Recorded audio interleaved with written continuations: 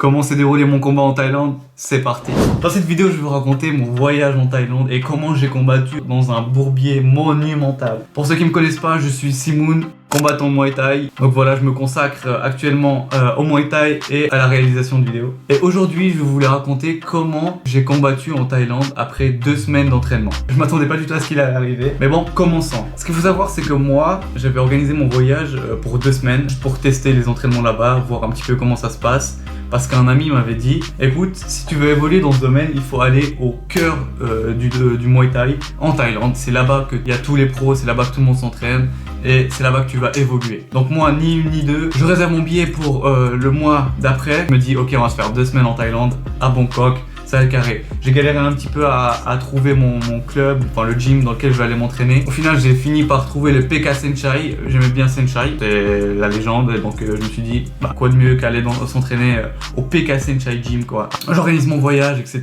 Bon, j'ai fait mon visa, l'hôtel. Après un mois, la veille de mon voyage, je prépare ma valise. D'ailleurs, j'avais rien pris avec moi. C'est ridicule. J'ai vraiment pris genre 2 shorts, des paires de baskets de chez Destock, les paires de baskets Oka qui m'ont fourni. D'ailleurs, ils fournissent de la très bonne qualité. C'est grâce à eux que j'ai pu tenir les entraînements là-bas. Donc, allez checker Destock dans la description. Je pars avec ce matériel et le lendemain, je m'envole pour la Thaïlande. Arrivé en Thaïlande, il me restait quelques jours avant de pouvoir m'entraîner. Vu que j'étais arrivé un jeudi et je commençais à m'entraîner le lundi. Du coup, j'ai pu quand même profiter, m'acclimatiser, kiffer un petit peu la bouffe, tout ça.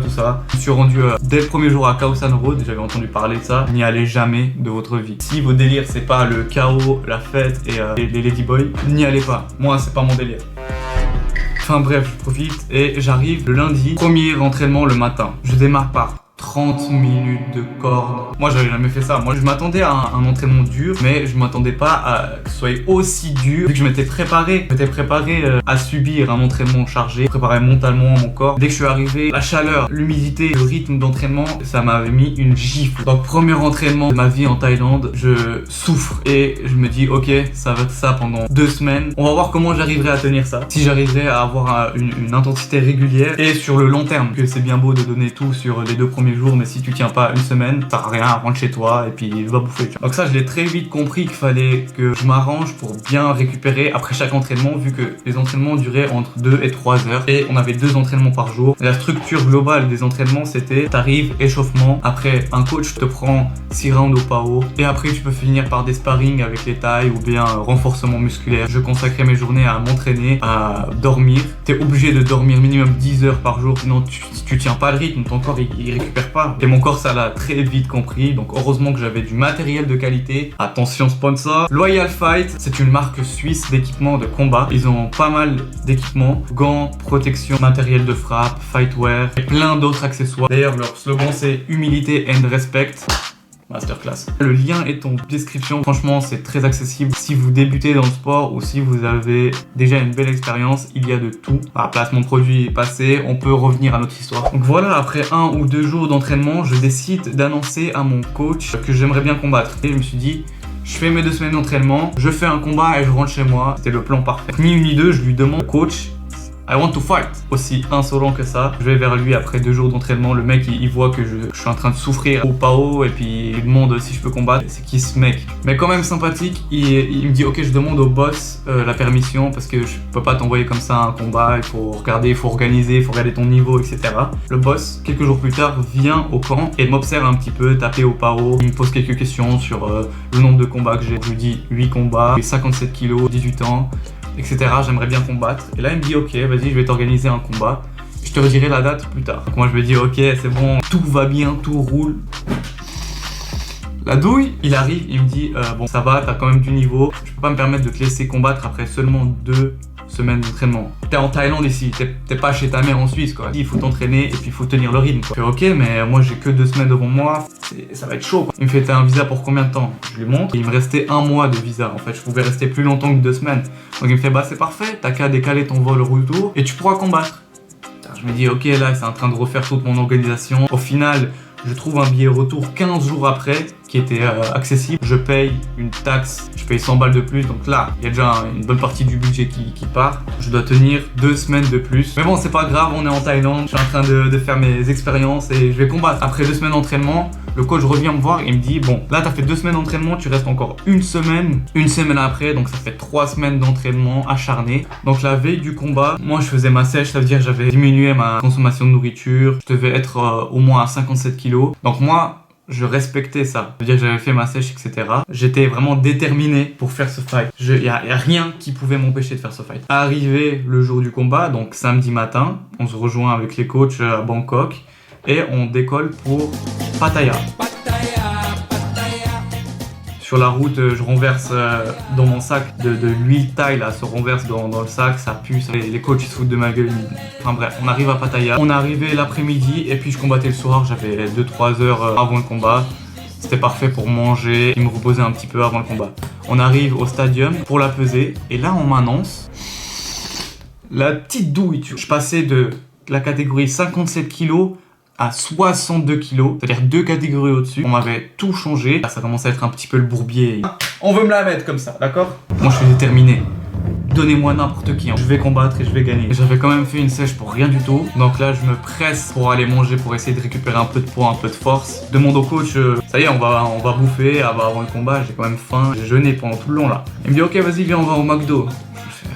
Ok, on va au McDo, peut-être il veut bouffer pour lui, il va se prendre une commande et on va aller manger ailleurs, on va manger clean. Il part commander, il revient avec un menu McDo gigantesque avec poulet frit, frites, soda, sauce, que des trucs gras. Et il me dit, vas-y, mange, prends des forces. Mais qui mange ça avant un combat, tu vois? À mes combats, je mange du riz blanc, sans épices, je bois de l'eau, et puis j'optimise les repas. Et là, il me rapporte du poulet, tu manges ça, ça va mettre 5 heures à digérer, je vais arriver au combat, je vais être ballonné, je vais être lourd et je vais pas savoir boxer correctement. Et là, il m'explique qu'en fait, en Thaïlande, ils s'en foutent. En fait, après la pesée, tu t'envoies ce que tu veux, histoire de récupérer des forces. Du coup, j'ai quand même mangé ce poulet frit. Après le repas, en fait, j'étais tellement KO, je fais une sieste sur le banc du McDo. Une heure après, le manager du McDo, là, il vient, il me vire, il me fait, mais tu peux pas dormir ici, s'il te plaît, veuillez partir. On retourne au stadium, se préparer, s'échauffer, etc.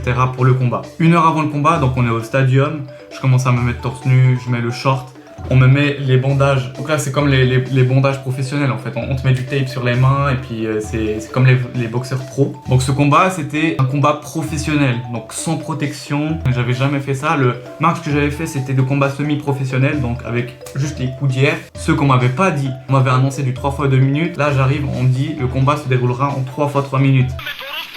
Que c'est quelque chose qu'on doit te dire normalement à l'avance. 3 fois 3 minutes et 3 fois 2 minutes, ça n'a rien à voir, c'est pas du tout la même chose. Mais bon, je vous ai dit, je suis déterminé. Même mettez-moi 5 gras ou je m'en fous. J'avais pas encore vu mon adversaire, vu qu'en fait on était tous dans la même pièce. C'était même pas une pièce d'ailleurs, c'était à l'extérieur du stade. Et en fait il y avait un grillage pour déterminer le périmètre des vestiaires. Et c'était un peu une ambiance lugubre, c'était sale. Il faisait très très chaud, il faisait 30 degrés. On était tous dans la même pièce, il y avait une tension. Tu t'échauffes et tu regardes, il y a ton adversaire genre à 2 mètres de toi et tu vas le combattre juste après. Mon adversaire arrive, un Thaïlandais, petit, 1m65 et genre tatouage au corps. Lui fait partie de la mafia. Et il me regarde, il me sourit, il me fait. Donc moi à mon tour je lui souris, genre vraiment sans pression, comme si on allait juste s'entraîner ensemble et qu'on n'allait pas s'arracher la tête dans 10 minutes, tu vois. Moi je suis concentré, je suis dans mon truc. Je m'échauffe, je fais un peu de shadowboxing. À un moment, il passe devant moi et il me sourit, il me fait fais pas ça, mec. Fais pas ça, on va se foutre sur la gueule, frère. Comment tu. Sois un petit peu sérieux, tu peux pas faire ça avant un combat. Me souris pas, je vais péter un câble. Arrivé le moment attendu, j'attends mon tour de combat. Donc, arrive mon tour, je monte sur le ring, je fais le tour du ring, la petite tradition, et le combat commence. Le truc, c'est que j'avais même pas de stratégie de combat, c'est que j'y allais au feeling, vu que mon coach, il parlait même pas anglais, il parlait pas le thaï, et en fait, il pouvait pas me donner d'instructions depuis le point, ça veut dire que j'étais vraiment livré à moi-même. Je devais combattre à l'instant. Ça se passe plutôt bien, j'arrive à gérer les distances, j'arrive à mettre quelques frappes.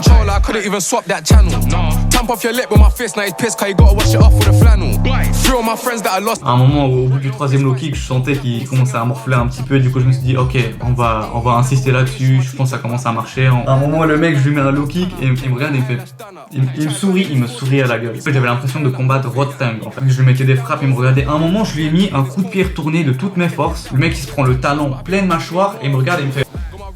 Le mec, je viens de lui envoyer un coup de pied retourné dans la gueule, il me regarde et il me sourit, frère. Là, comment tu peux pas être déstabilisé mentalement? Sauf moi, bien sûr, ça m'a pas déstabilisé, j'ai juste continué à rush. À un moment, il met un coup et mon protège-dents s'envole. Pendant qu'on le recherche, lui, il commence à faire le show un petit peu, à danser sur le ring, à faire le spectacle. Je peux pas laisser passer ça. Tu crois que je suis qui, mec? T'es Thaï, je suis suis syrien, Tahia Souria. Du coup, là j'active le rage mode. Je commence à le spam, low kick sur low kick, enchaînement low kick, enchaînement low kick. À un moment, je lui mets un combo high kick, cross et ça le sonne. Il se prend le cross pleine mâchoire, je fais que de le terminer. J'arrive à le mettre à terre une fois et le round se termine. Le troisième round, là, je dis, il faut que je donne tout ce que j'ai, c'est maintenant, il faut que je gagne ce combat. À un moment, je lui mets une senchai. La senchai improvisée, je lui mets, je tombe par terre, l'arbitre me dit vas-y, lève-toi. Je lui termine avec un low kick dévastateur. Le mec s'écroule à terre et il en peut plus. Je lui avais déjà mis une vingtaine de low kicks. Ça y est, c'était le low kick de trop, il est tombé. Et j'ai gagné le combat par KO.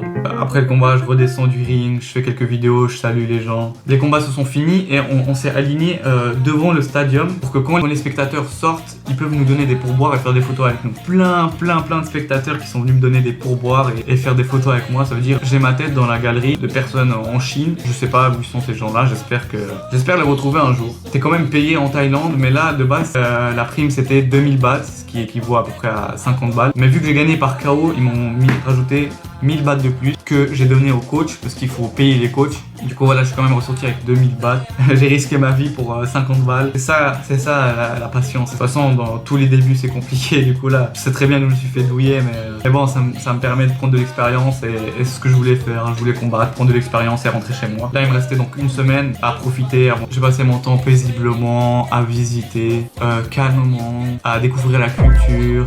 Voilà, c'était magnifique. Dans une deuxième vidéo, je vais vous raconter un petit peu plus comment c'est le voyage, le budget pour la Thaïlande, les endroits à visiter, etc. Donc voilà, c'était mon histoire, comment j'ai combattu pour la première fois en Thaïlande. J'espère que ça vous a plu. N'hésitez pas à aller checker du coup Loyal Fight et Destock. Ce sont mes deux partenaires qui m'ont accompagné pour la Thaïlande, qui m'ont fourni, donc merci à eux. Ça m'a beaucoup aidé pour les entraînements. On va continuer à avancer ensemble et merci du fond du cœur. Prenez soin de vous, continuez à vous entraîner, discipline et force.